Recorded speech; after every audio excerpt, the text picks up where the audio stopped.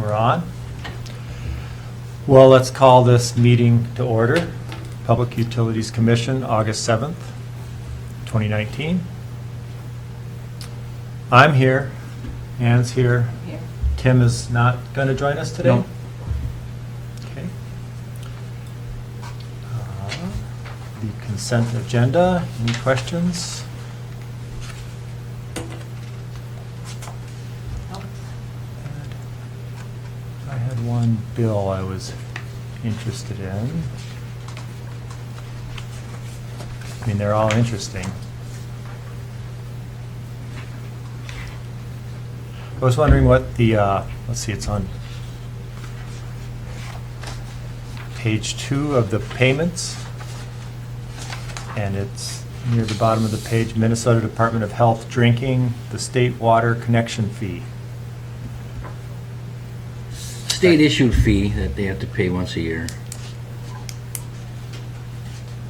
4 times a year, It's quarterly. but for that's the quarterly price. Wow.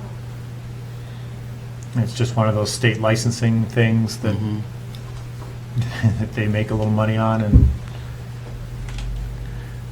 It's earmarked for something, but I don't exactly remember what. I think. okay. Probably good to pay it then.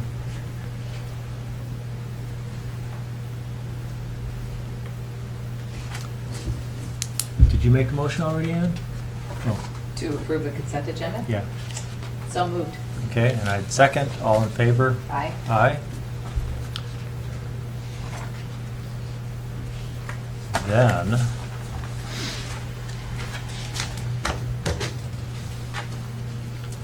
let's talk about the wastewater report. And Mike, maybe could you kind of bring Ann up to speed a little bit about, this has kind of been it's kind of covered in the information, but it's been a long-term process of evaluating the wastewater treatment facility, and we brought in some consultants, and this process has been going on for a year and a half. 3 or 4 years, maybe. Okay. Almost 4. Yeah. Yeah.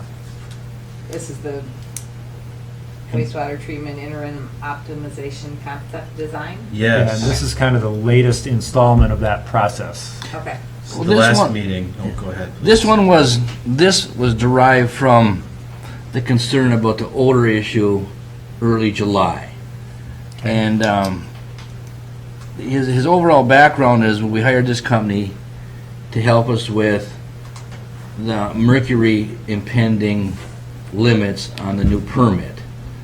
And part of his work was they were evaluating the whole facility because it's like 30 years old anyway. So, and after they had their preliminary evaluation done, they got the the variance filed, and things have just been stagnant since then. And with the issue of the odor control, we've talked. So the mercury issue is just on hold pending this. Right, and actually the whole interim, well, he's calling this interim because there's a concept, whenever they finish granting the variance or not, to proceed with, possible upgrades to the wastewater treatment facility. Mhm. But we were waiting, to see what the MPCA was going to do. Well, with the odor issue cropping up again, we're putting like an interim plan in there that we don't have to deal with that other stuff, like the pending permit. This stuff we can do without going to the MPCA and asking for permission to do it. Mhm. And so luckily these guys, and it's LHB, Not LHB. No. This is it's not a, a different firm we've Yeah, hired. thank you. Yep. but luckily they're kind of up to speed. They've just inspected the facility pretty rigorously over the last year and a half or so, huh? No, he was up here a couple years ago. It's been a almost while 4. now. But he knows, and we talk. Okay. So, yeah. Yeah.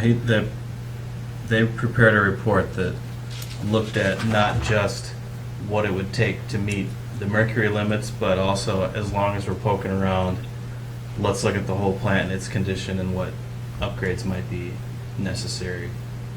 So, but it doesn't make sense to actually invest in those upgrades with the open question about the mercury limits. Right. So that's on hold, and this is just things that wouldn't be affected by potential changes to the plant related to the mercury limits. So we could make these changes and we wouldn't have to tear them out and redo it if we did Mhm. some changes.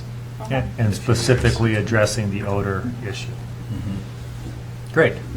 And do all 4 of those items address the odor, or is it just the first and second one?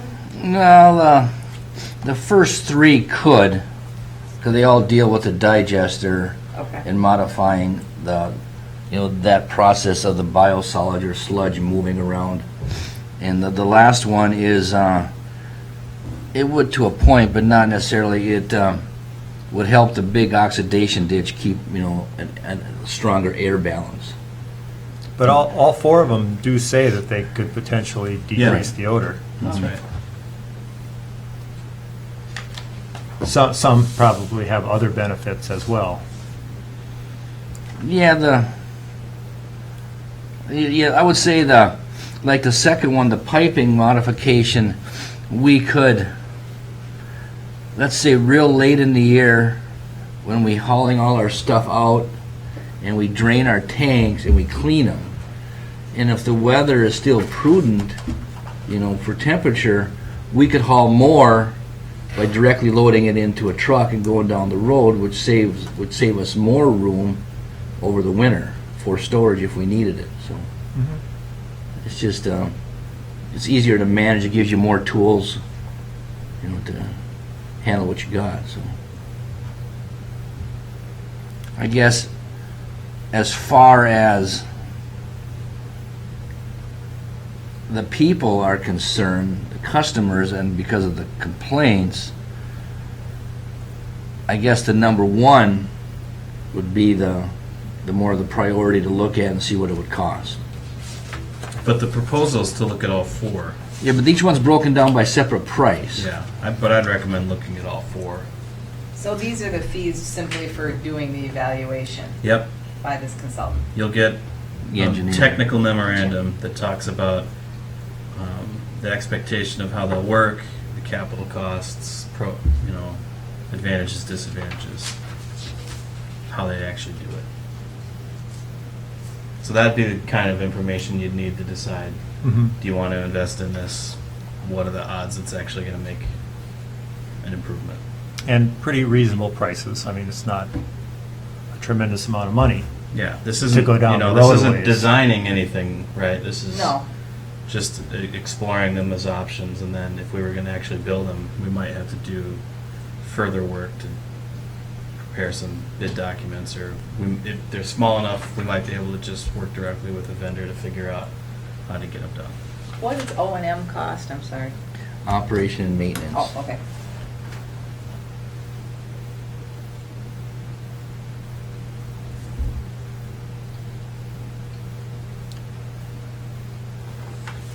Well, I guess I'm prepared to say that, make a motion to approve this assessment process. Second. All in favor? All right. Aye.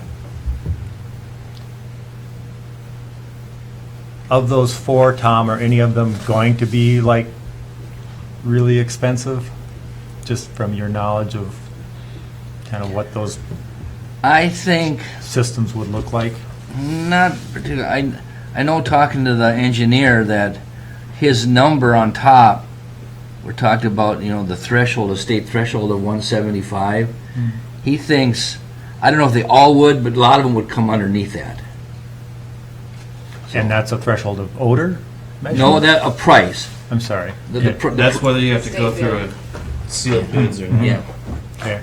We might have different rules as a city. We go through sealed bids, but it's No, those are our rules. okay. Yeah. But it was that biosolids odor control one that you thought had the most potential I for think it would be. making a difference? I think it would to the people. Well, that's, Yeah. yeah. Okay. Shall we move on to the lift station pump? Sure. Yep. Tom, you're so hard on these things. I know it. The old pump on top of the hill, just been there a long time. It just froze up, quit. Okay. So that's the replacement pump. And we didn't go out and get other quotes because it's like getting. How do I think about? I was thinking about how to explain it. It'd be like trying to put a Toyota transmission in a Ford pickup. You know, they're all designed as one system, so it's just a match from the vendor that sells that particular pump that was in there. So. 20 years is a decent life for those things. Yeah, pretty good. Maybe short. I mean, some of ours will last longer. Some are 30, 40 years old, but these are bigger. It's one of the bigger stations. It gets hit hard, you know. So it's. Okay. I think we need a new one. That's what we're saying. Yeah. So what is happening when, if it went down, is there a spare that you There's a have to put spare in? now. There's these. Most of our stations are called duplex stations. They have 2 pumps in them. So one is there, but if the one that's in there goes down before we can get a new one back in town, then you're pumping with trucks again. Okay. Yeah. Well, I move that we get the replacement pump. Yep, I second. All in favor? Aye. Okay. So something like that we bring to you, it's almost as much to just kind of keep you up to speed on what's going on. Sure. You know, we're not really asking No. if you want to replace the pump. Okay, So good. we're telling you we think the pump needs to be replaced. I like to think that you're asking, though. I'm just kidding. No, Okay, that's great. good. But you're Of course. responsible for the money that's being spent. Yeah. You know, we're trying to do it on your behalf, and we just Right. want to keep you rolled in Yep. as appropriate.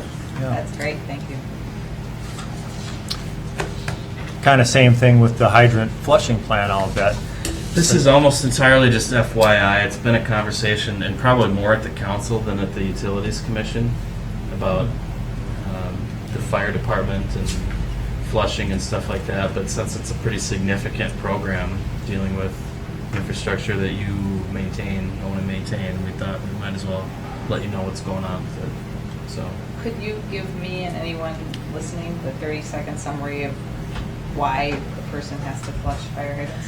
Well, most of it is flushed as far as for water quality. It keeps, sediment out of the water, and for just making sure the fire hydrants work for fire protection. Okay, Now, we've done very minimal flushing since I've been here. Main reason for me is our water quality is outstanding. We, as far as a direct need for that, it's minuscule. I monitor the water every month with a couple different parameters, and it's the water's clean and stuff. And we do flush. You get a little rust that comes out of the barrel of the hydrant, and it's gone right away. So this would be more for just exercising the fire hydrants and making sure they're working more appropriate. thank you. Okay. when in the normal course of operating a water main, there's not enough water moving in it, because people's volume that they're using isn't very high compared Right. to the capacity of that pipe. Sure. So then sediment can settle in there, and things, scale can grow in the pipe. Doesn't happen very much here. And then when you open a fire hydrant, water moves in the pipe pretty rapidly, Right. and that kind of shakes all that stuff loose and might clean it out. I see. Okay. And Tom, you feel like this is an appropriate procedure? Yeah, the procedure's good. Okay. It's just like waiting. It's like it's a time constraint, especially for us. With our limited staff. So. And so you're going to be working with the fire department? Yeah. And a lot of towns do. A lot of the fire hydrant, the fire department, they handle a lot of this stuff, just under supervision. Ours is a little different. That's why we're going to start with just doing one certain zone. Once we start breaking into the lower zones with our pressure reducer stations, we're going to have some other analysis and tests I want to do before they start doing that. Because you can cause other trouble, like a vacuuming, sucking out one zone versus the other one, and Oh, really? causing multiple issues that might be hard to rectify right away and stuff. So this gives them a training too of doing it where their cause for damage can be minimized pretty quickly too. So if something should arise. And is the high pressure up on top of the hill? And Correct. The pressure... They call it the high zone. It's the high zone, yeah. The pressure's not high. Okay. In places it gets pretty good, like in the BDA, it can get up there to 80 pounds, at certain areas, but it's stuff. But the special dynamics of ours is, we'll work on this and see how it goes, and we'll start a plan for another zone. Okay. Great. And you don't need any action on that? Nope, that's an FYI. And it's just as much as for you as it is for the public, and we'll also be showing it to the council and having more in-depth conversations with the fire department about it. Okay. Good deal. Sounds like a good thing to do. Shall we move on to climate action plan issues? And I provided the commission with some great ideas, and I think my intention here was more to just to say these things out loud. I was remiss in not mentioning them at our last meeting, and just wanted to kind of throw those out and see if there was any resonance among other commissioners or staff as to if any of these really stand out as being something we should pursue or not. The first couple about wind power are, just kind of pet ideas of mine that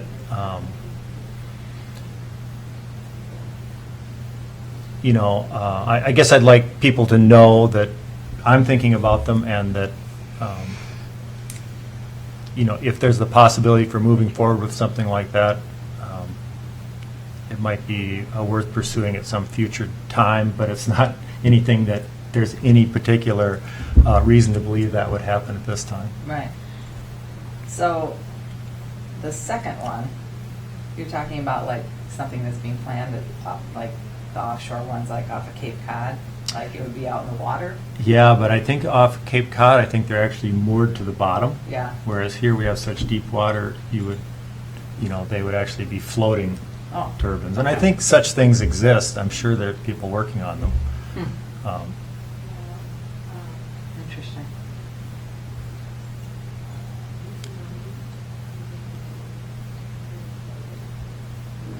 And then number 3, there's been a similar project put in southern Minnesota. There are some economic benefits of, the solar storage or the energy storage part of that. It helps reduce the peak demand for Sure. the utility. Could be a little bit of savings. So is that like some sort of battery array? It's a big battery array. Yeah. Okay. Yeah. We've also kicked around, at CCLEP, we've kicked around the idea of pumping water up the hill into a reservoir and then having it flow back down. Yeah. It's another way to store energy.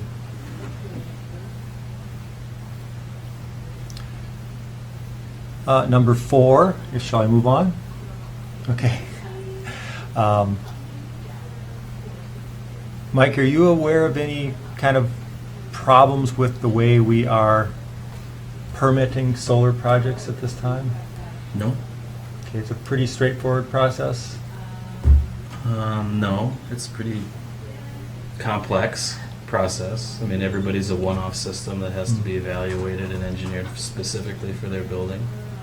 But that's been done successfully a number of times. And Yeah, like how many have we done so far? we have, I think there's 4 connected to our system. I mean, we haven't really done any of them, right? That it's the customer that contacts the vendor that does design work on their facility. Our process to connect with us is pretty simple. They do most of the work themselves, and we don't ask for much other than we need to see the diagram, and then we'll provide a meter. And any of our meters now are capable of doing net metering. So are there certain fees involved to the customer? We don't have a fee like, Arrowhead, for instance, has just like an upfront fee that they charge. Mm-hmm. And we haven't done that. Our policy's just been that if we have any costs associated with it, we would charge the customer for that. But for most of our systems, look at Jay's house, for instance, and we didn't need to charge them anything. They did all the work, they spent all the money, we didn't have to spend any money on our side, so we have an agreement that we use, and there's state rules about what the agreement has to say, so there's really not a lot of Right. flexibility or need for us to get crazy about that. We don't do, I mean, some utilities have been concerned about, and we might want to be more concerned about this if our numbers grow, making sure that we have all of our costs captured, because when we're paying somebody back retail rates, I mean, if we did that to everybody, for instance, that we wouldn't be generating any revenue to pay for the maintenance of the system that they're all still relying on, even though they've got solar panels on their house. So that is probably a barrier in some places. It's not here, so we make it, I think, about as easy as it can be right now. Okay, and I brought that up just because that's, a common kind of item on the list of how to make, to facilitate solar projects, is to make sure there's not Sure. too much red tape or fees or costs involved. So And there's I'm no glad to hear set that. fee, and they just have to comply with like existing regulations, like height or whatever, that kind of thing. Yeah. But there's no special things that apply to that. Okay. Okay. And we've only done 4 of them, but, that's enough to kind of know if there was any major problems. And it sounds like there'll be When more. there's 50 of them, then we'll have to figure out if there's major problems. Then we get into the equity issue, Yeah. especially because these solar projects are indeed, being subsidized by the rest of the members. Talk about that. Explain that more, please. Well, if the solar installation is big enough, the customers are, they're not paying as much energy costs for energy costs. And there is some fixed cost embedded in the kilowatt hour rate. So even though they're paying fixed cost through their meter charge, they're not paying all the fixed costs. So if they're generating enough electricity to cover all their usage, they're not paying their fair share of the fixed costs. Is that? Yeah, that's problem number Summary. 1. Problem number 2, if they generate more than their usage, Which doesn't happen much. no, but if Could happen. it can happen even on a month-to-month basis, and we're required to pay retail for that power when we can get it for wholesale. So, if I have to buy electricity from Simpa, I get it at one price, and it's less than retail, obviously, because we have to mark it up to pay for all of our Right. expenses. And then if I have to buy it from the co-op, which we don't have to buy it from the co-op, but if we did, then we have to pay retail for it. So everyone has to help cover that. And it's kind of the same thing when people generate their own electricity. I mean, instead of paying us the full rate, which includes part of some fixed costs, Sure. they're, they're not contributing that amount. So is this an argument for an upfront fee then to put in a, Oh, absolutely. A lot of utilities have upfront fees. A lot of utilities now have rate structures designed to insulate themselves from this. right? Those are the sorts of things that I think George was referring to as obstacles. Right. Understood.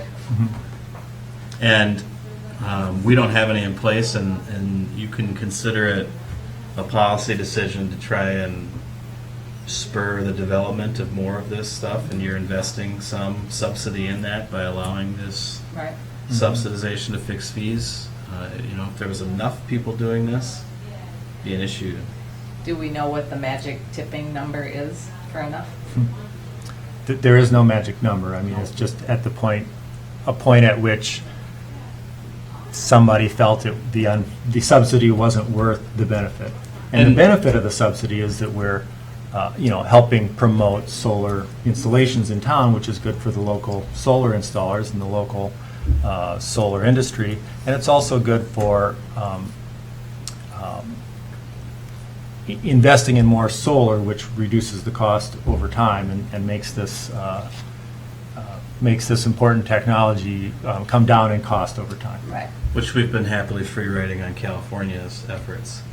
And up here, even with maximum federal tax benefits and all kinds of rebate programs and really favorable state rules, There's 4 in town. So, I mean, the risk of this suddenly exploding and becoming 250 of our customers seems pretty low to me. Right. Except that costs have come down significantly. Yeah. But it's still not the type of, I mean, if it was a 2-year payback, maybe people are doing it. But if it was a 2-year payback, we'd be doing it. Right? So, I mean, we can still do it cheaper than any house. So I just don't see it becoming a. Sure. Well, in a sense, we can do it cheaper than any house, but we don't get the economic return that a homeowner gets because, again, we get cheap power through Right. from Simpa. Which, so does the homeowner, really. Well, but the we're also positioned to make 25 and 30-year investments, whereas there's not very many homeowners Right. that are going to have that kind of patience for it. So do we know how many of that handful of people that got the solar bids are in Grand Marais? Oh, I'm sorry, I don't know that. No. I don't know. Just curious.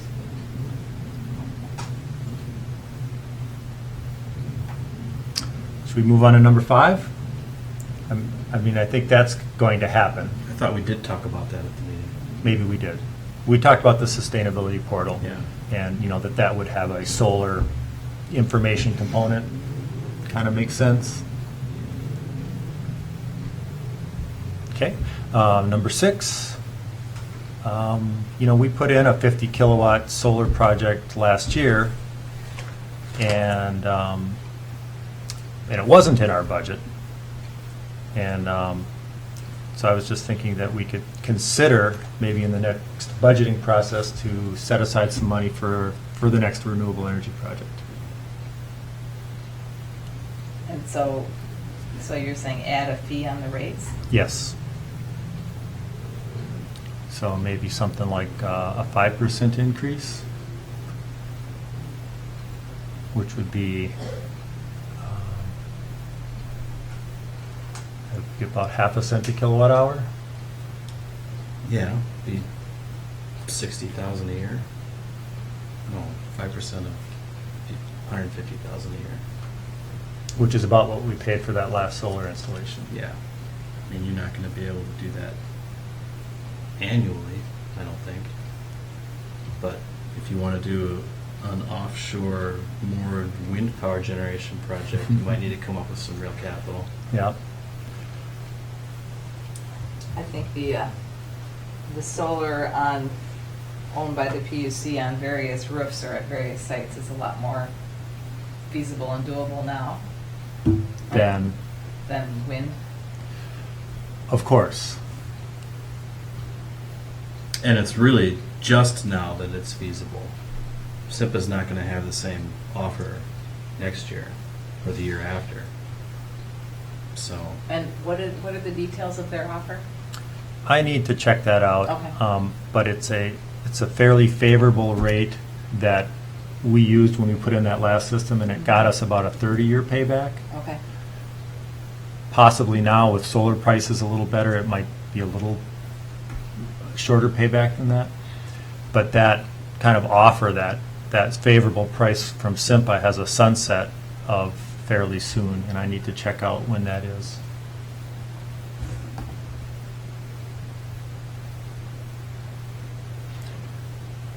So that, Mike, when does our next budgeting process happen? we're doing one right now. So, you want to talk about at your meetings, we can start when you like. Usually we don't do the utilities budgets as early as the rest of them because the city's other property tax related budgets have a early September deadline to make some decisions, whereas you really don't. So we often come back in October and November to talk about your budgets, but Okay. anytime you want.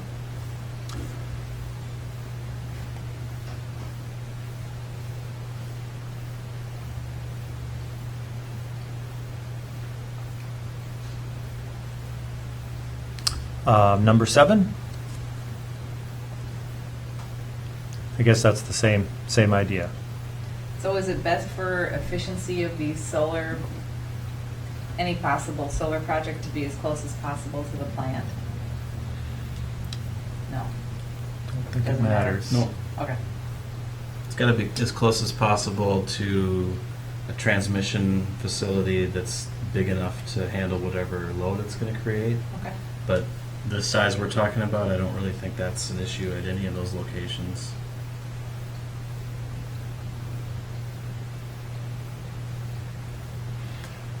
Would we have the funds available to do another system of that size?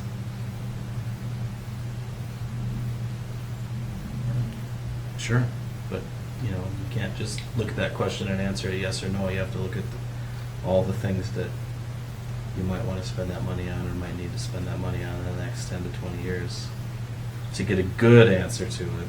So, yeah, you certainly have enough to pay another 150 in cash for this, but what else is coming up? I mean, we've got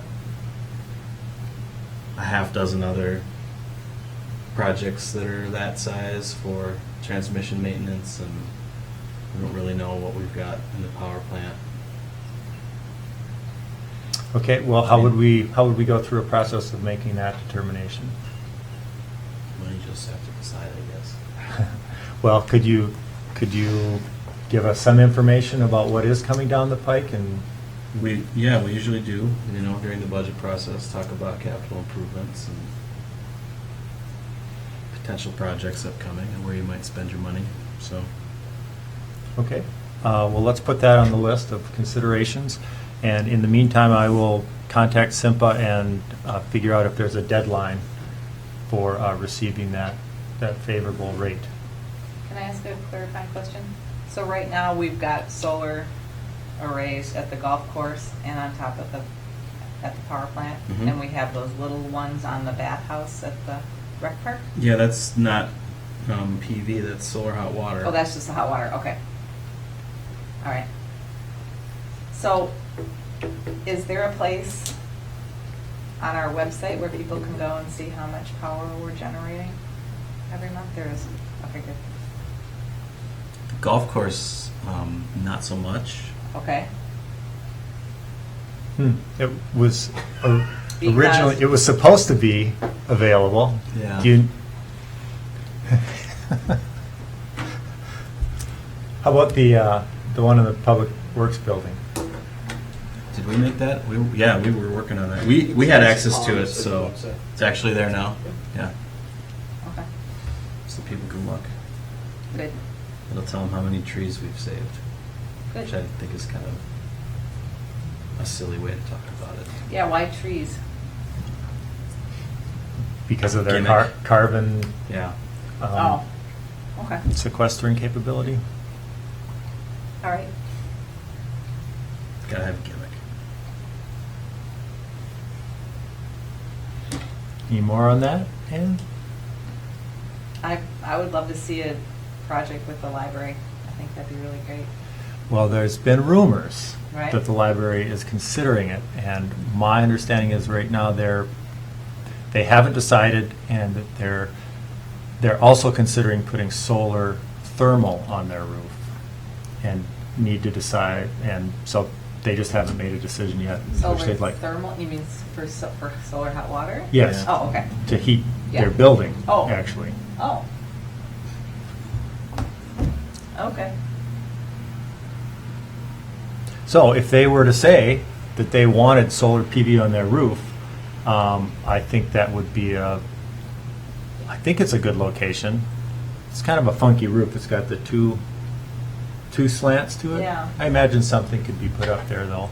And so that would be a PUC-owned project. It wouldn't impact the library's electric rates or bill at all.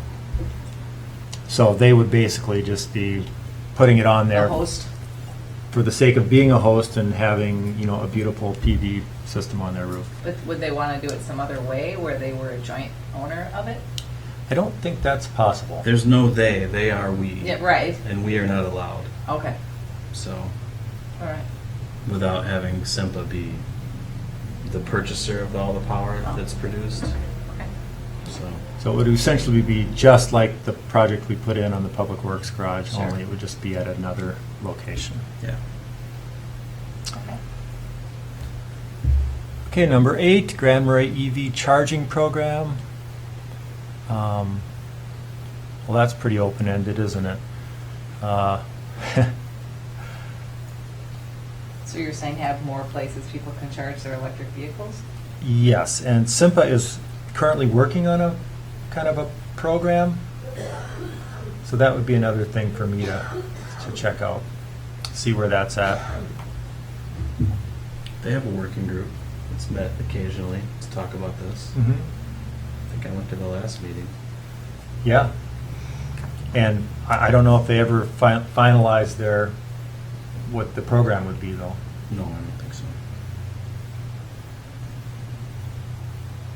And again, the idea is just it would be nice to have a lot of electric vehicle charging capability in town, especially for our visitors.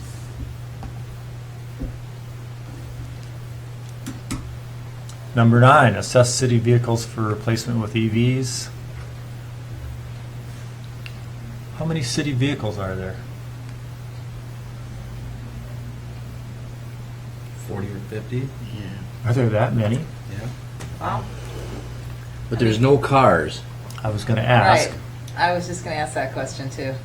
Do you need a car? Would a car be useful? We have a 23-year-old pickup truck that we use for trips that we could use a car for, but we also use it for trips that we need a truck for. So Mhm. if we had a car that replaced it, we would lose some of its capability. I mean, we just have too many times where it's going to be used for public works or utility purposes, and it needs to have some ability to carry stuff. Mhm. Isn't there time, isn't it fairly frequent that somebody's got to run to the cities or to Duluth for meetings? Fairly frequent, but usually we just pay mileage and let somebody else use their car. And Mhm. that's a lot cheaper for us than having a car that we use 5% of the time. So Okay. it wouldn't be very often. And then the other vehicles are pickups and trucks.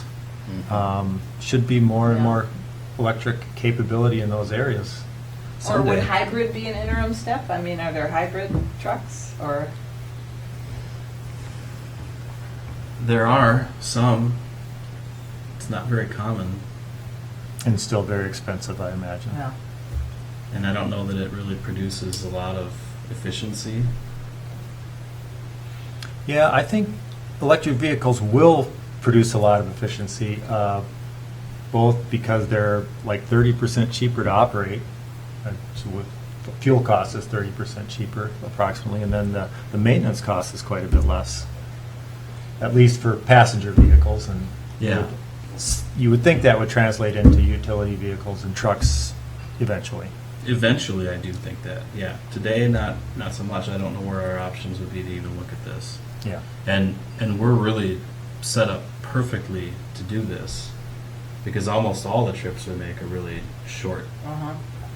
So we don't need to have a heavy duty truck that can go 200 miles. It only needs to Can have go a shorter 40 range. miles. Right. And then it can charge overnight.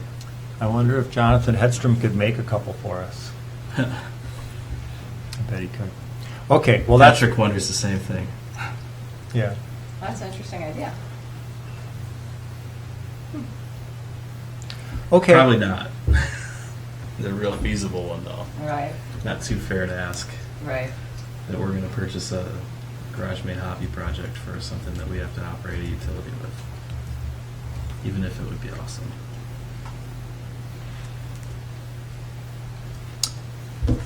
They're not that far away. I think within 10 years it'll be pretty easy to get. I want 5 Mid- years. Well, we better go work on it. Did you? I was wondering if that SIMP is offering a 30% discount for Nissan Leafs, Yeah. and that's available to all of our customers. Yes. Yes. Is that on the city website? Might be a fun. I mean, I'm sure it's available to a lot of people everywhere, but Yep. It is there? I don't think so. Oh, well, here's Patrick right Would now. you like us to advertise Nissan Leafs on our website? well, I mean, it's It's kind of like being able to get a nice light bulb for cheap. Times 10,000. Yes, please. Patrick, we would like you to, SIMPA has a 30, is it 30%? That's what you wrote. Pretty sure. I don't think it's 30%. I think it's, I think it's a dollar amount. Anyway, there's a pretty sizable rebate available through SIMPA for purchasing the electric vehicle, the Nissan Leaf. And we were wondering if maybe that could go on the sustainability portal, or maybe the website. Okay. All right, well, that's the end of my list. Thank you. Any other comments or questions about that? Up to a $3,500 special rebate. Thank you. You're welcome. Special. It was 3 something. Right. Dollars, percentages, yeah. Sorry about that. It's a popular car, the Nissan Leaf. Is it? What do they I retail think for? I've ever seen one. I think they're about $35,000. Okay. Kind of like the Chevy version and the Tesla. Okay. Anything else? Okay. Meeting is out of order. Thank you very much.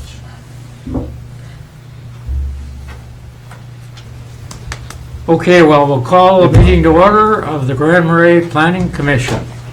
We have a roll call. We have a quorum, don't we? You do.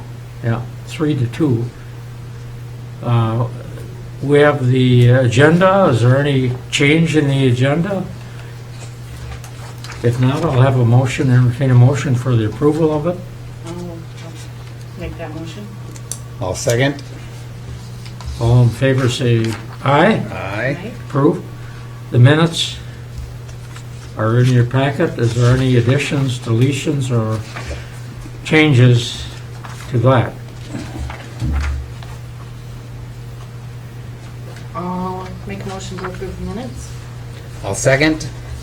Any further discussion? If not, all in favor say aye. Aye. Opposed. Motion carried. Public hearings, there's nobody here. None so- today. So we'll go to old business, and we'll start with a housing update. Mike? Your last session where you met was to look at some of the maps that HKGI was putting together for you, and those are just about done. They've been available for people to look at on our website, but the real purpose is for us to use, together with 2 other pieces of information, for an upcoming housing summit, where we're going to talk about potential ordinance changes or projects or programs we might be able to do locally to work on housing. The other 2 pieces of that, one, an analysis of our existing regulations is almost done. As I indicated in the memo, I've talked to Jeff at HKGI about that. We looked it over. There's a couple of final changes they're going to make to it, and then they'll submit that, and when I have it, I'll send it around for all you to look at as well. And then the next thing that they just started is they're creating a list of issues from other communities to look at, so innovative programs or regulations that they think we should put on our list to just think about, not necessarily do, but just kind of open our minds a little bit about what's going on in the world of housing. And I was hoping to see their list to share with you, but I don't have it yet. So the last piece of this update then is the scheduling of the workshop itself, and then the talking about who we want to have participate in that. And we thought that maybe the first Wednesday in September, your regular meeting day, might be a good day to also do this workshop. If we don't have any public hearings, and we'll know about that within the next 2 weeks, then we could keep the agenda pretty short, schedule this workshop to happen at 5 or something like that right after the regular meeting, and go for a couple of hours and just take care of it all in one day.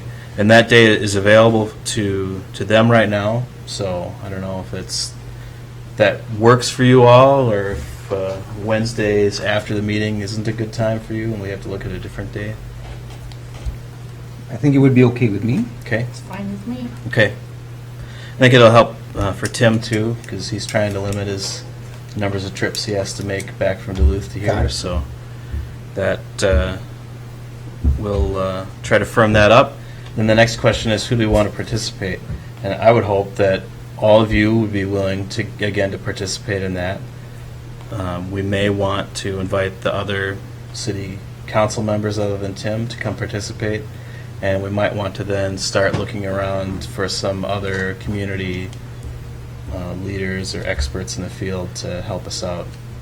We started doing a little brainstorming as staff and thought, somebody that was a contractor might be somebody that would be good. Realtor might be good.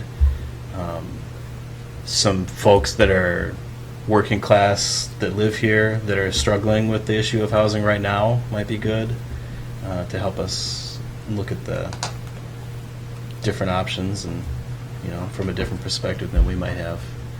I might make a comment that I'm getting a study of all the construction and housing and what we've done this year, and I probably won't be able to finish it totally by September, but it's going to be a very large number in the increase in taxation, and I think the public ought to know about it.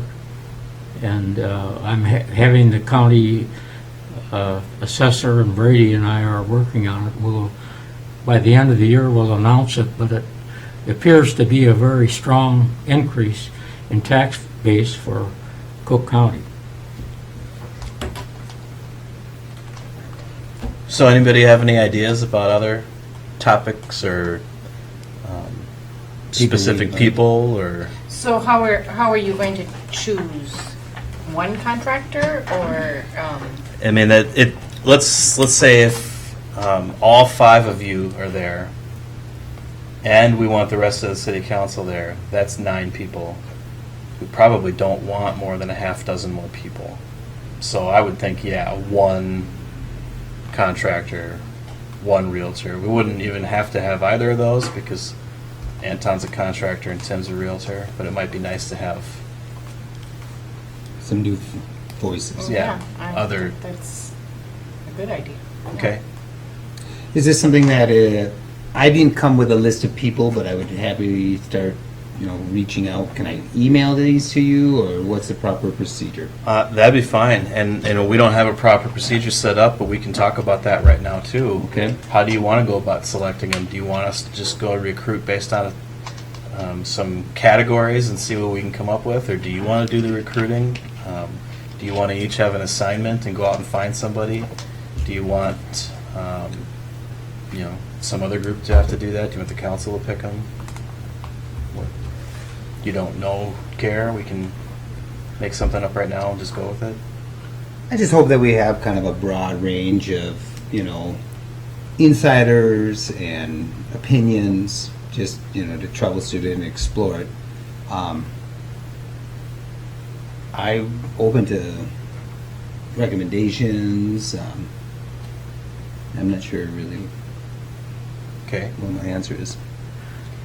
Yeah, I guess I've got a couple names, but I don't know. I don't want to say it out loud without talking to them. Right. Right. Right.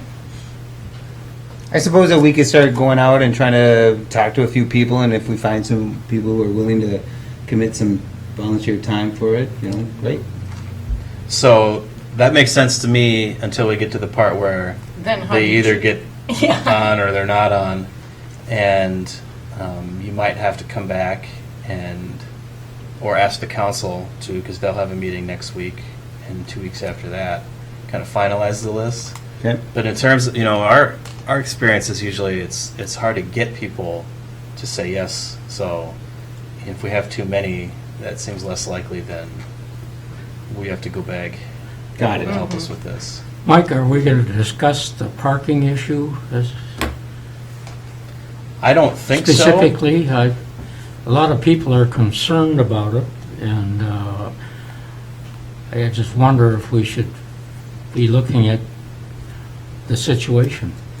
if that's something that people think is relevant to housing in a real strong way, then it'll be part of that conversation. Well, it's more relevant, of course, to businesses Yeah, and retails. yeah. So I don't think we'll be talking about it in this meeting. I'm not advocating that we do it, I just say a lot of people are concerned about it. So, What? How about feel free to contact anyone Okay. that you think might be a good, different perspective or useful perspective, and see if they'd be willing to help. Great. And if they say yes, let me know, and we'll populate that kind of whole list and see what it looks like. Great. And then if it's just good, then we'll move forward with it, and we'll just contact them directly, and they're on. And if we think there's some missing pieces, we'll let you know, or we'll work on those. And if there's some decisions to be made, then you can decide if you want to come back to have a special meeting to set this, or if you want. Got it. Does that make sense? Right. Yeah, I think that's a Okay, good idea. that's what we'll do. Thank you. That's it for the housing update. Thanks. Okay, now we'll take a look at the community vision implement plan. I just was going over it, it's pretty well done. I'll turn it over to you, Mike. This is one of the pieces that we hoped to get from our consultant when we developed the community vision, was kind of an instruction manual on how to keep it relevant and use it on a regular basis. And it's taken us a little extra time between the creation of it and now to get that piece in place. And so one of the things that we've just started doing is putting this back in front of people.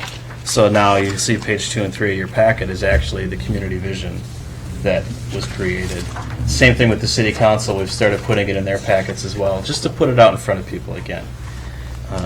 That's kind of a little background, but the implementation plan then is in front of you. And we'll just go through some of it really quickly, and stop me if you have any questions or comments you want to make about it.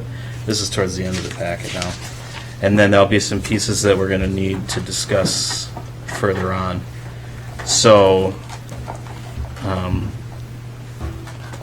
just as a question, has anybody not seen this at all before, or when's the last time you did? I refreshed my memory the other night online. Yeah. Yeah, I've read through that, the complete report. I've read through these. Yeah. So it's fairly fresh in my mind. Okay, so and it's not an assignment, and we're going to grade everybody, right? It's up to us to figure out how to keep this relevant and in front of people and usable. A lot of effort went into talking to the community about these things, and we want to make sure that we honor that effort and what they communicated to us. So that's why we're doing this, Okay. to try and make sure that we carry through with what they told us. The plan itself, there's a little bit of discussion here about what it is and then how we might use it. So let's just go to the second bullet list, for instance. How are we going to use this for our daily business? That's something we need to still develop. Is there some way that we will actually look at this during our daily process of decision making? How is the plan to be updated? That's something that needs to be created. We'll talk more about that further on. And then actions, there's not a firm list that we say, yep, this is what we're going to do, the actions to get us to the vision and the community goals. And that needs some work, and there's some ideas further on about how those would be developed and how we'd stay accountable to them. And then a matrix of each goal, and then a strategy, and are we going to prioritize it, and who's responsible. Now this is really more strategic plan. If people are familiar with those types of documents, that's what they generally look like. Here's your goal, here's the strategies you're going to use to get there, here's the timelines, here's the responsible parties, all that kind of stuff. And we specifically didn't want that to be what we created with this document, but now that it's ours to try and implement, that is what we have to do, is figure out what are the steps we're going to take. So what do the goals and strategies mean? You can see that talking a little bit about the list of how we're going to use it in daily business, and some of these things are really not daily business, but more like occasional or annual processes, big processes. The budget is one of the first ones now that's coming up. We're starting to talk about the budget, and we don't really know yet how we're going to implement the budget in this, bring them together, but we know that we need to do that. Development approvals is something that you get to look at. So when somebody comes in here, for instance, with a variance application and they're asking for your approval, one of the questions that you have to find in the affirmative is that it meets the comprehensive plan requirements. And this document, although it's not the same as our comprehensive plan was, can be used the same way. And so we might want to update our regulations to be specific about that, or we might want to adopt this as the comprehensive plan so that we don't have to change any of the other stuff. But think about when you're looking at this setback variance, there's these 5 community or 6 community goals, and they might be relevant or they might not, but if they are, here's a chance for you to actually take some action to try and achieve the community's goals.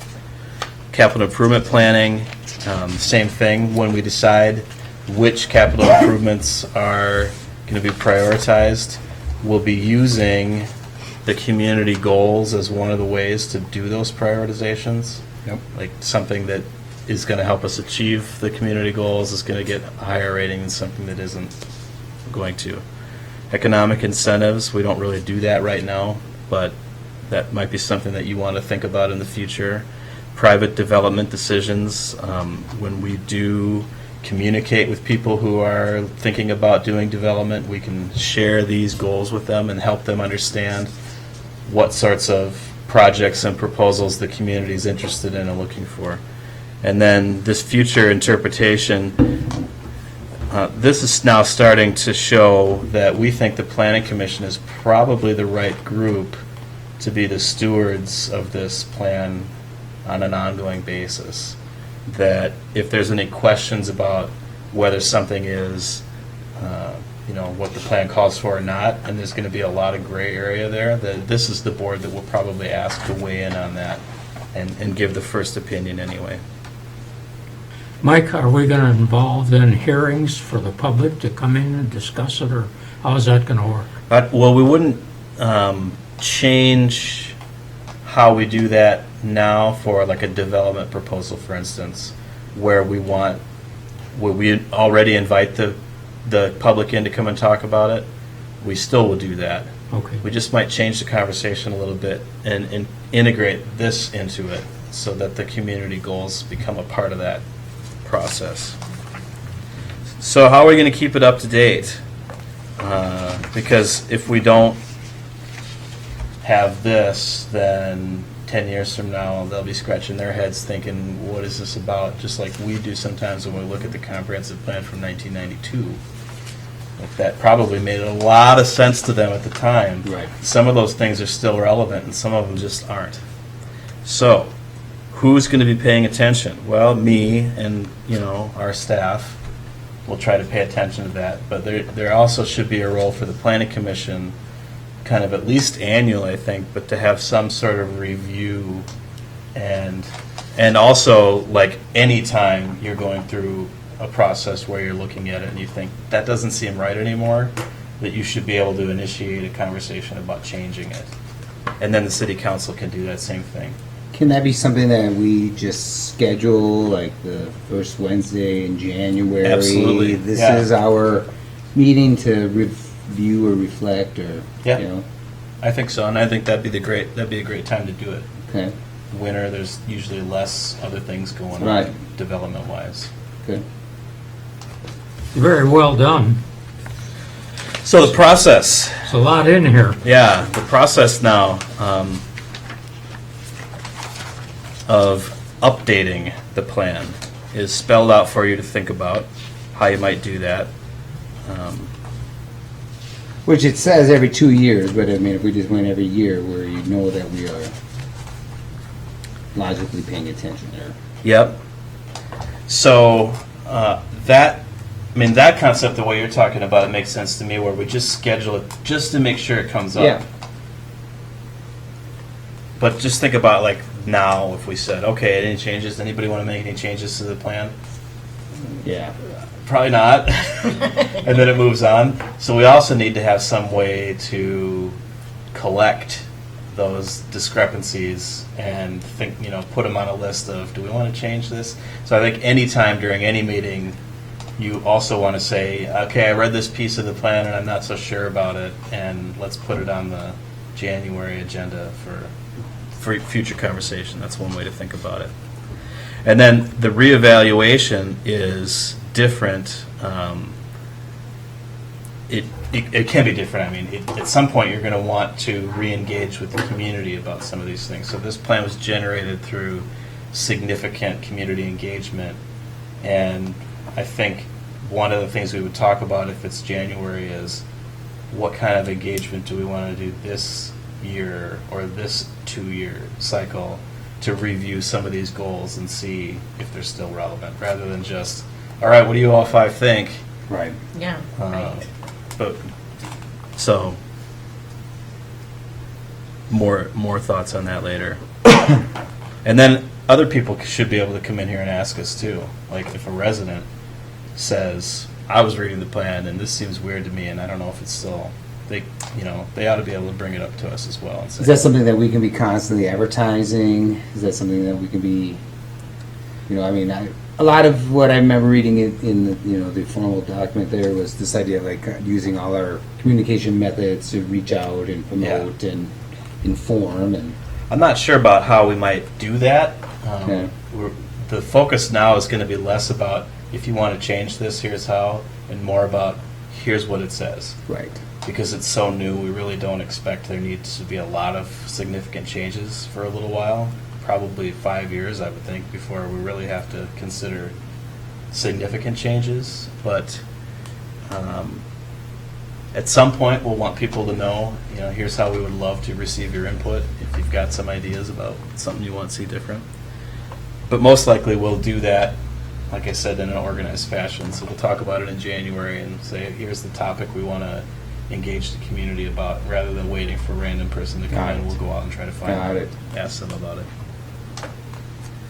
They give us some suggested criteria here, and I think this is something that's worth spending some time on, maybe at your first kind of review session, is let's pick just a pretend change, or maybe even a real one, and try these criteria on for size and see if they make sense, see if it works, or if you like some of them, don't like some of them.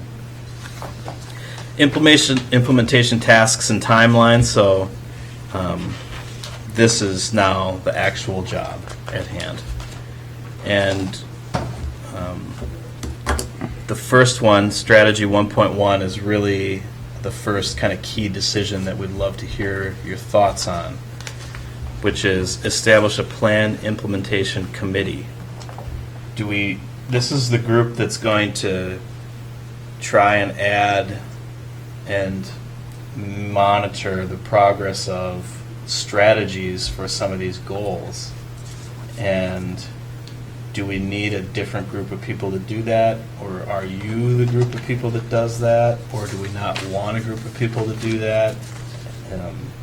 The consultant suggestion is this: a committee that's not the planning commission, but is kind of a broader representation of these different categories. When we invite people into the housing meeting that we want to talk about, could that be the beginning of our committee? Could, yeah. Can we even maybe even introduce that at that time? We could, yeah. What I've found with committees like this is the same thing I mentioned before. It's really hard to find people that are interested in going to meetings. Got it. And especially if they're not sure what they're supposed to be doing and what the results of their work are going to be and how it's linked to quality of life or other some kind of important issues. And that might be a challenge at first for a group like this, Okay. until they've done some stuff and seen some results of it. Which is one argument for the planning commission might be a better choice because you're already here and you already are doing things that are related to this. So let me just make sure I understand. You said that we probably shouldn't be on it, but we should probably be on it. The consultant is suggesting that this group is made up of local residents, businesses, employees, got it. advocates, young people, seniors, not the planning commission. Right. I'm saying that probably is a long-term great idea, but it might be a real challenge to populate that group of people. Got you. And instead, when we've had to put together the blue ribbon panels to do stuff like this, it's got to be people that are working for agencies and getting paid to come to these meetings, basically, or people that have already committed to volunteer for a task like this. Got it. And that this would be now just part of your task, and we do it when you're already willing to have come to a meeting. That makes sense. So, just to make sure I understand what we're talking about, this plan implementation committee is going to come up with each of these community goals, strategies, or of how to. Yeah, the Make way that happen. the way they write it here is really innocuous, right? They're going to advise the city on implementation priorities and phasing. So that just basically means what's the most important thing to do and what order are you going to do them in. But that's really the same thing as what they just did here, right? For each of these goals, come up with some strategies and then figure out who's going to do them and when they're going to do them. So That kind of scares me to be left in 3 people in there. Oh, yeah. it's a lot to consider. Yeah. So the any committee that's going to be asked to do a job like this is going to have significant staff resources that are going to support their work, and it wouldn't all be, okay, everybody, what do you want to do for strategy number 4? You know, what are your ideas? It's going to take a lot of effort, a lot of resources to prepare for a meeting like that, for that committee, to make sure that they've got a chance to succeed, and then to actually go and produce all the things that they want done. So are you the chairperson of this committee? Probably no. Well, no. I mean, but it'll act like this, right? We'll be Okay. staff. We'll present things for the committee to work on. We'll try to get it organized so that they can make the decisions that they want to make, and then we'll try to put together the things that they said put together, rather than expect a bunch of volunteers to really go and spend hours and hours of their own time writing documents. And I think Stuff we're going to like have to that. look at some things in the future, because with broadband and the things we have to offer up here, the clean air, my 10th grade science teacher taught me that trees take bad particles out of the air and produces oxygen. And we have a lot of trees in Cook County, but we have now a lot of people set their goals to retire, which is fine, to come up here, but I think the entrepreneurs now don't have to sit in New York City traffic or Washington D.C. or Boston or California. They could come up here with all the broadband services that we have to offer, and the chamber is going to be emphasizing attracting people that can work in this beautiful climate rather than sitting in Minneapolis, St. Paul, where the congestion is horrible. And it might take hold, and it might change a lot of direction up here. But I think it will be good, not bad. I think you're right. But I think we're going to see some things that we've been able to do now, are that we're going to have some people that are going to be more interested in coming up here. And it's gradually, the population that's coming in and out of here is increasing. I haven't seen the latest figures, but I've been told that there are more people coming into Grand Marais than there has been for many years, because of what we have to offer here. So you're implying that finding new people to be on a committee like this will be easier. Yes. Got it. I just think it's something we should look to the future. The questions in here are going to take quite a bit of work and time, but they're good. And I guess I'm think I'm okay with maybe the planning commission being the base of the committee, but I really think some of these other people there should be an outreach to others to get more input. Other communities that have done things like this, one of the models that they use is each goal has its own committee, and it ends up being interested parties, people with a passion about a specific issue, and we certainly have existing groups of people that we could tap into for most of the community goals that were established. So that's another model to think about. Or if you wanted to be one group, it could be a hybrid where the planning commission is the base, and then we go and try and tap into one or two people for each of those goals from existing groups. You know, when we're talking about energy efficiency, talking to a C Club about getting a representative to sit on the board would be useful. When we're talking about housing, maybe we do this committee we're talking about putting together, maybe one or two of them would want to sit in with us. If we talk about business, we would ask the chamber to send us a representative. And that might be a way to go about getting a few interested parties. Yeah, I guess I just think it just makes me more nervous to think it's just kept in this group and we're going to do all the decision-making without input. Yeah, and it's, we still don't have a great concept here of how this is going to happen, because most of the things that the city does as an organization aren't going to just stop and wait for this committee to come up with a list of priorities to go work on. So how do we slowly develop the organization's response to what this committee's trying to put together too? We have to figure that out yet. We're working on it anyway. We're thinking about it, but we'll need your help with that. We'll come back to that in the future and probably spend some time specifically on that question. When are we going to start this process, Mike? Right now, but I don't know. The 1.2, we're already working on that. Same thing with 1.3. Now you've actually started to see some of that. Monitor and evaluate the implementation process. So once we've got this list of strategies, even if we don't develop a list of strategies, we as staff can create a report that says, here's the things that happened this year that were relevant to this goal. And maybe that'll help us figure out what strategies to put down. And then we make that report public. Provide resources to implement the plan. It's always that question, right?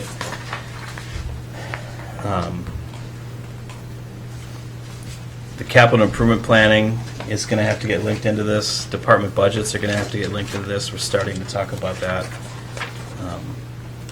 And then when we do have strategies that the committee says, this one we really have to get going on, there has to be a way for that to be supported with resources from the organization, or to go out and find other resources.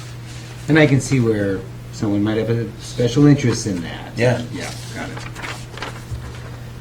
The require future decisions to coincide with this vision, I think that's pretty redundant with some of the things we've already talked about. Except for this last piece, which I was just wondering with Patrick today, what does this mean? Establish a line of communication between the Planning Commission and the City Council regarding this vision. Communication must be clear and frequent. And I was trying to imagine, what is it that you have to say frequently to the City Council that would be about this? And I haven't figured it out yet, so we're working on that. Our existing lines of communication between the Planning Commission and the City Council are Tim, first of all, he's the most important one, and staff, when we write reports of what decisions you made and the discussion that occurred and the findings you have, and send that to the council.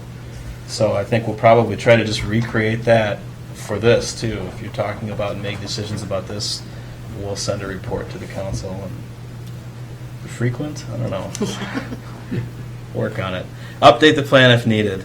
And it says the entire community vision plan every 10 years. So I think that, at least that concept is the effort that we went through to initially create this, we want to do that again in 10 years. So there'll be other intermediary processes where we'll try to engage the public in questions. As a matter of fact, we're going to talk about one in a second here. But in 10 years, we're going to go back to the big question, which is what are the community's goals? Does that make sense? Mm-hmm. Is Yes. anybody like, why did I sign up for this now? Or No, I think it's fun. awesome, that's what I want to hear. We do too sometimes. Maybe we should take this home and kind of maybe make some thoughts about what we think, Absolutely, okay? love to hear it. That Now- would be my way of doing it anyway. This is can we move on to the next one because it might be more fun? And Oh, yes. previous iterations of this board have made a policy decision that they don't want to be involved in code enforcement. But we're not asking you to be, even though those are the words we're using right here. We're just going to pitch a few ideas that we've been putting together to try and get to the root of what is the issue that we're trying to solve by using code enforcement. And so first things first, we want to stop using those words until we decided that's the solution and discover what the issue or the problem is instead. And so I'm going to turn it over to Patrick and our good friend, Mr. Murray, if anybody knows him, who has been helping us out in creating a few tools, and we want to try them out on you. Great. Cool. Cool. Let's start with the web version. Okay. So I'll give you the go ahead in a second here, Aiden.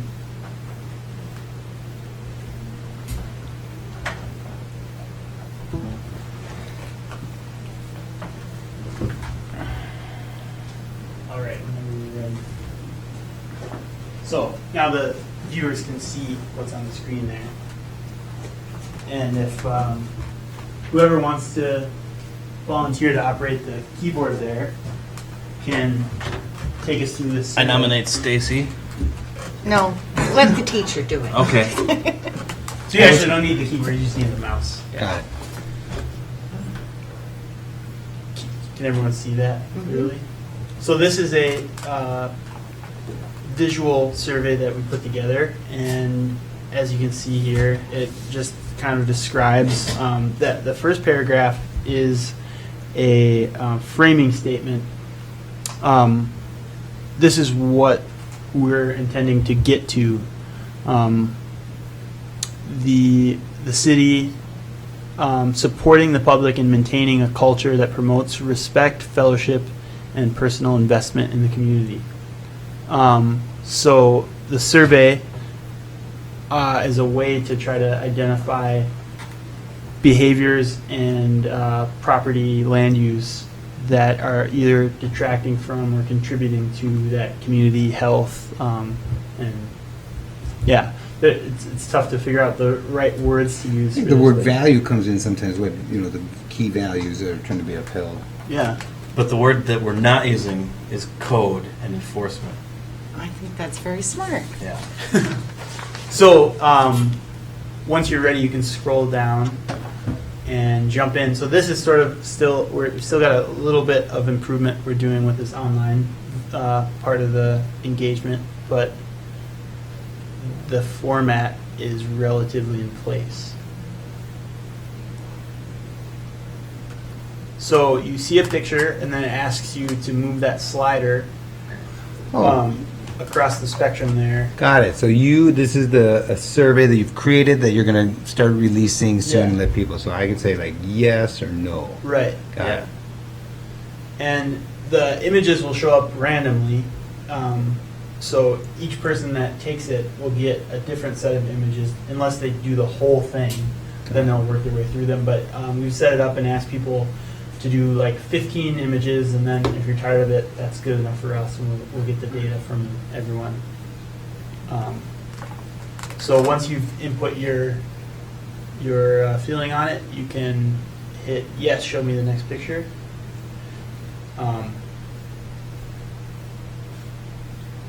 So yeah.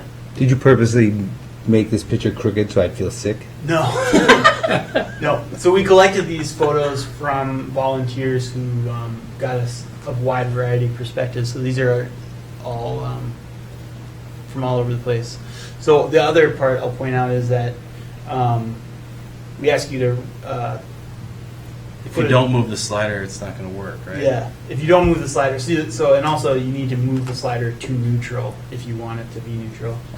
Then we also ask you to, in one word, describe how the image detracts from or contributes to our community.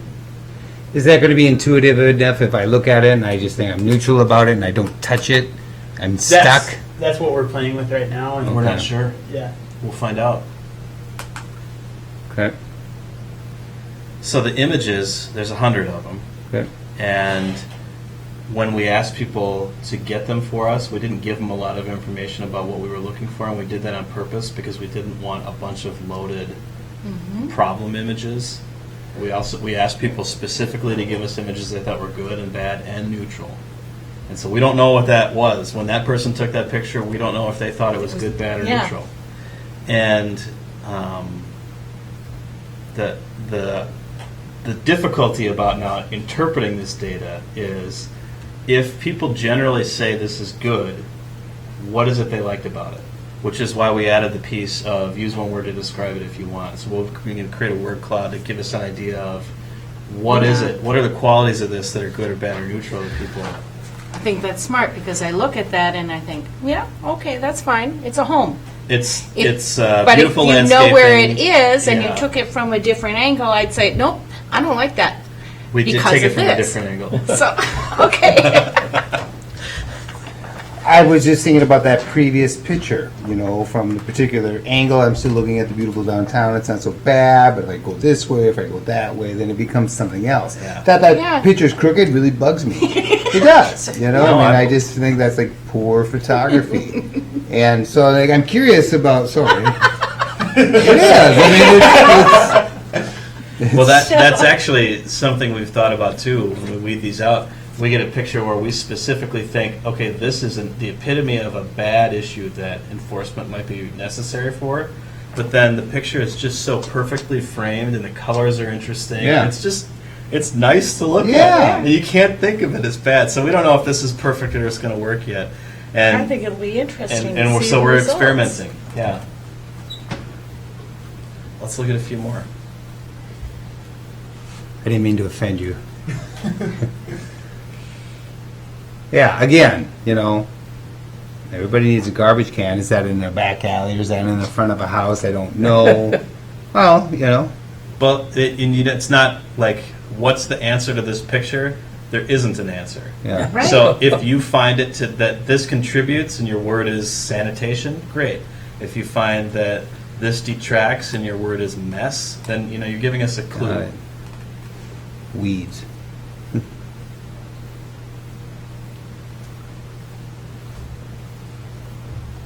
Yep. Some cities, small cities, use those things for the garbage, or they put advertising stuff on them. Elk River, I don't know if they're still doing it, but they started doing it years ago. Or just pictures Yeah. that Yep. make it more comfortable looking than some iron thing sitting there. Yeah. So would you be willing to go through an exercise It wouldn't take like much. this? It wouldn't take much. I'd probably do all 100. And I mean, could you imagine 500 people doing this? I wish. I mean- would tell everybody I know to do it. Yeah. I mean, we expect you to go desk to desk at the It would courthouse. be. I would. It would be very easy to implement. I would make sure it got into the employee newsletter. No, I just think, it's you- good information. Is it going to really give us a yes or no? Should we have this code? Well, But we it's don't- going to help us, I think. What we're hoping to get out of it, maybe it'll become a little more clear when we look at the next tool we've got. Okay. One thing, do you have any other comment sections?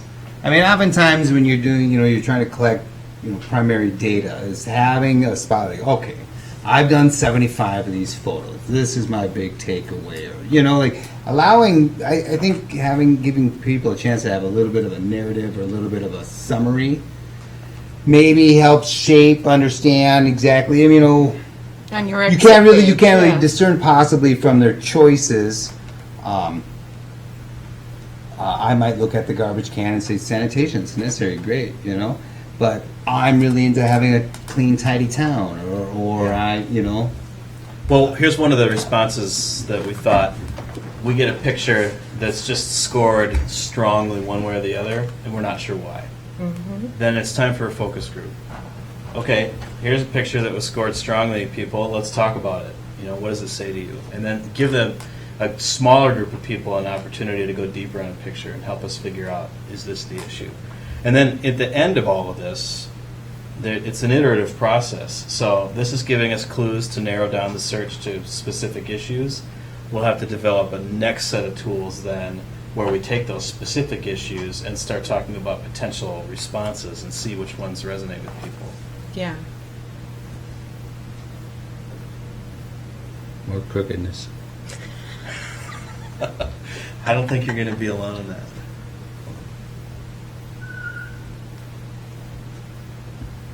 Yeah, interesting, you know.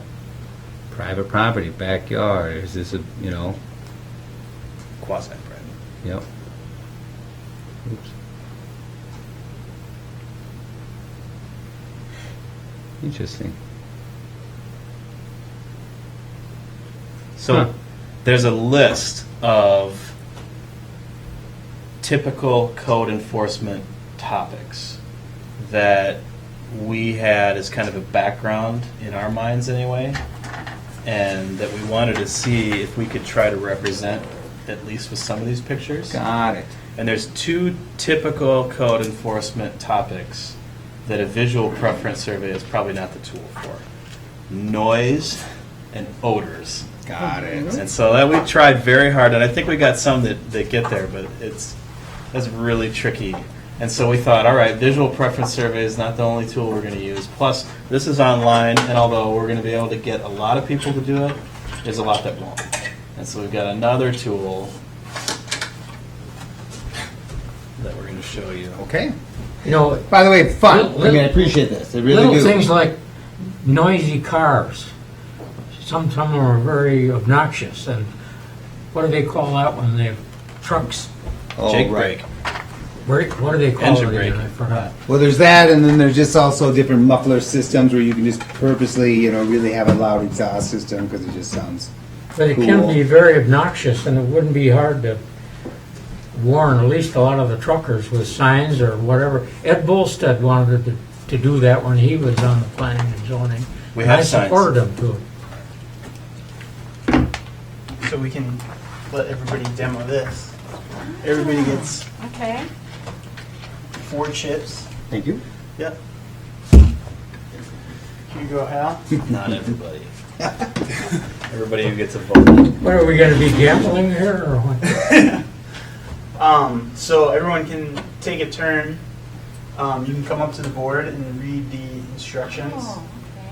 And then the question is, as a Grand Marais community member, which of these are the biggest concerns for you? And you just drop your token where you like. Go for it. Do I do it on camera? Yes. Okay, I will. So right in there. Yep.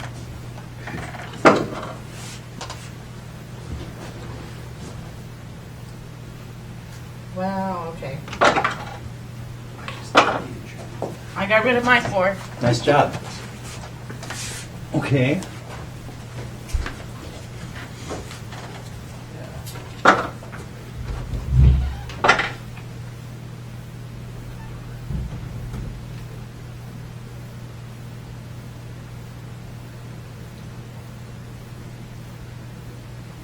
I had a hard time choosing for a color. Yeah, I'm not gonna live by this, but do we have parking? It was on the list, but we took it off. And Wow. here's why. Because we know it's an issue that people want to talk about, so we don't need to ask people if it's an Okay. issue. Okay.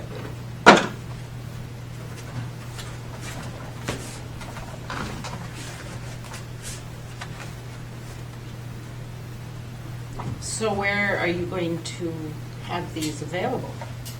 We made a list of places that we identified as places that people go frequently and maybe have. I think the slot above the sign, above each sign, there's a little slot. You can just slide it like in. I think No, what it happens goes is I inside. think you can go in like here, you can go in here. Here, So if you have put a one, problem- I'll tell you what. So if you like, okay, so there's one for there. I'm gonna just grab this for you for a second. Great. So Odors is, Odor right there, good. because odors with a sewage plant Yep. needs to be redone, Yep.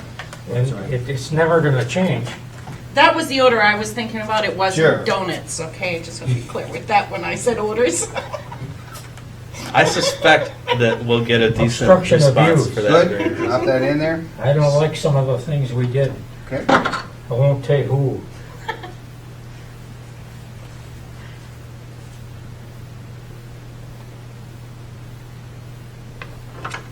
Okay. Great.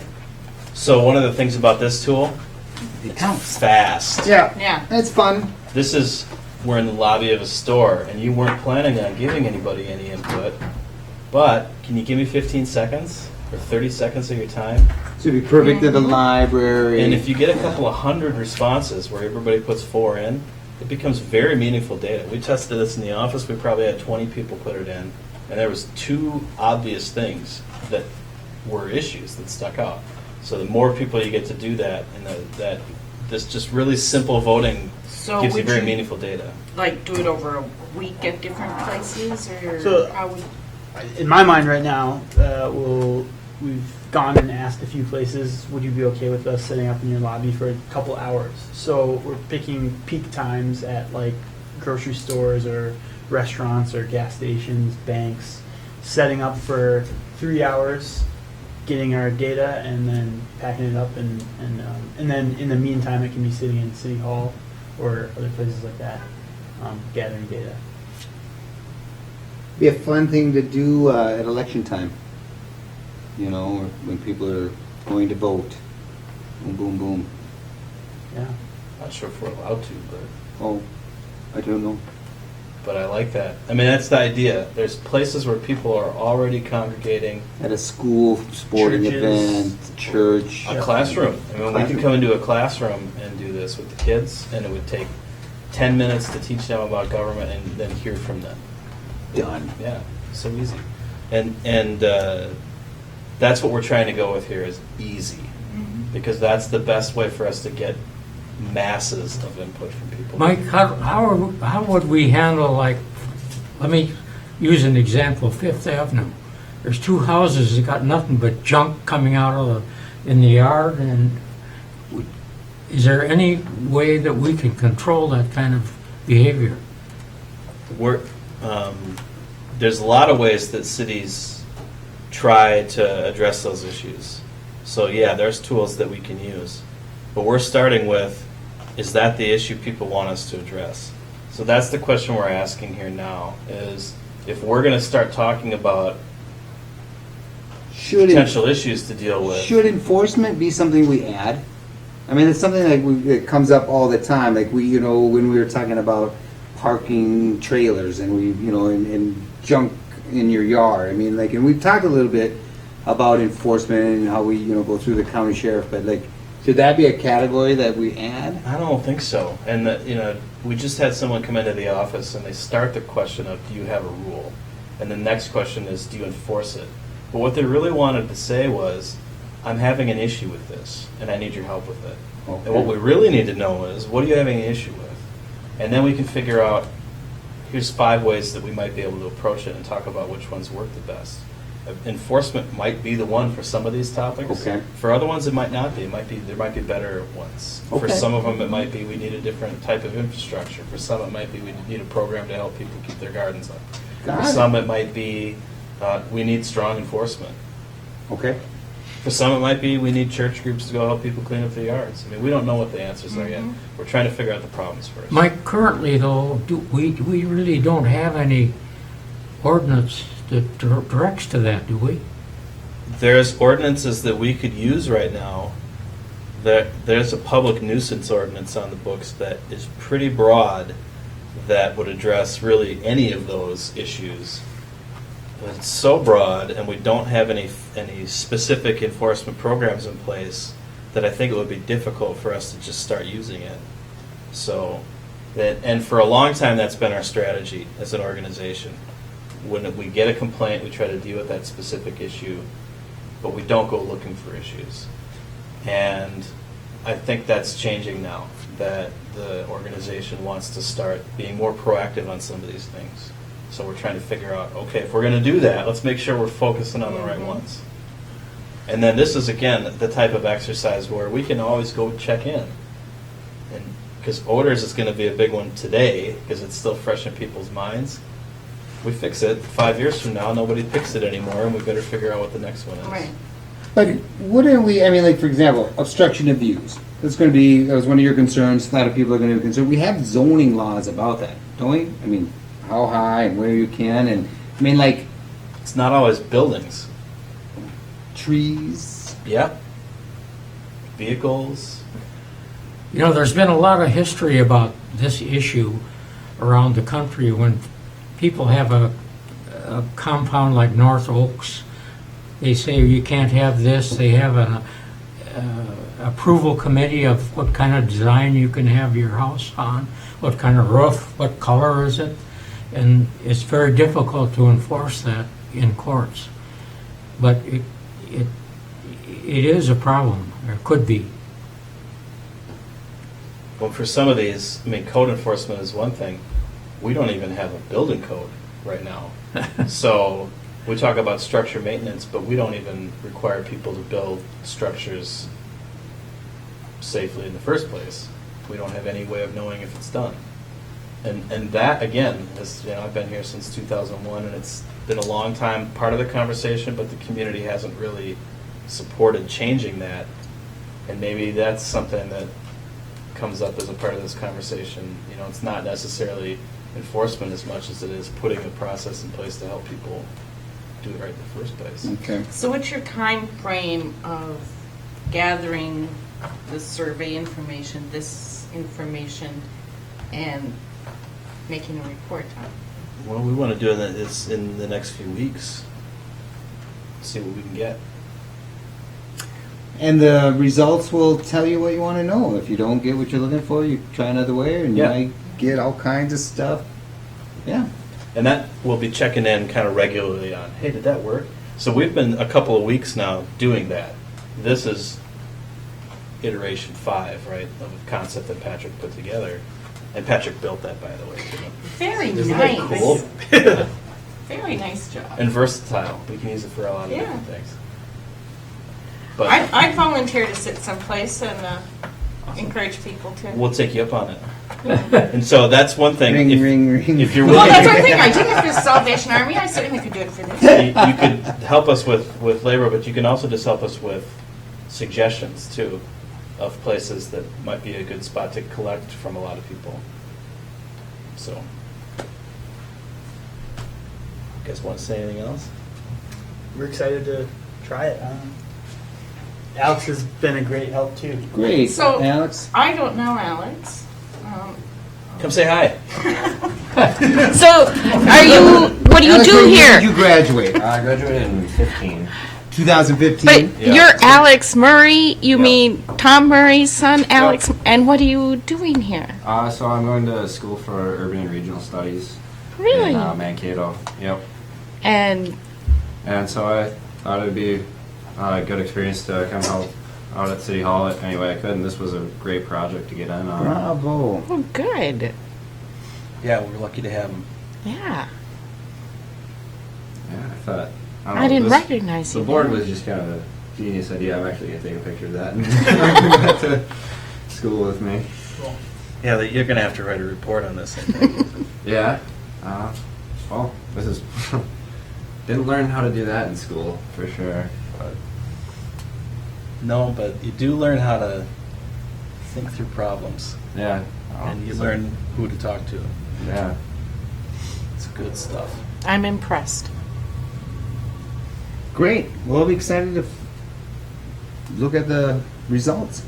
Fantastic. All right, well, thanks, everybody. So at our next meeting, Before are we you? adjourn, I would just like to suggest that we take these points on the vision And probably maybe jot down some comments on each one so that we can start with some kind of a framework. Is that a dumb idea or not? I will go through it again. I started making my own little lists kind of at home, and I'll, come with some of my ideas, and we can discuss, certainly. It'd be good if I think we could do that to get to thinking anyway of some of us. Yeah, we'd love to hear from you on it. I just want to look at a couple more so far. Great. You got it down now. Look at that. That's my backyard. Well, yeah, I I want to see I all figure that. it's depends on only where it's fair, at. you Yeah, know? it's, That's interesting, isn't it? Sometimes we don't think about things like that, but we should. I am really interested to see what the reactions are, because Yeah. So like going back one picture, you had the recycling can next to a garbage can. For me, I will see recycling cans, and people love to put their bags of dog poop right at the base of them. And so like somehow it's like where there's a recycling, you need a garbage can too. Sometimes like these new problems create. So that was my only suggestion: is can you glean more data from people if you have a bit opportunity to write a little bit more? We can. No question we get more data from people, but is it usable is the question. You might. Well, here's the number one: if you're going through these things and you're clicking, do people really want to write stuff? Maybe not. They might do one word. They might even skip the word. Most likely they will, I think. Okay. but yeah, I think of that picture saying, well, I really felt strongly, but I want to make sure you understand why and it's not just one word. Yeah. And we need and brevity this to is make it this usable. this picture's okay if it's in somebody's backyard, or is it in the front yard? And once we've established that the issue with the picture is clutter, then we can start talking about what's reasonable approach to Okay. clutter. And I don't think we're talking about going into everybody's backyard spaces and making them clean it up. Maybe we are. Maybe that's what people meant. But we'll have a chance to dig deeper and figure out, okay, what is the response to this that makes sense? Okay.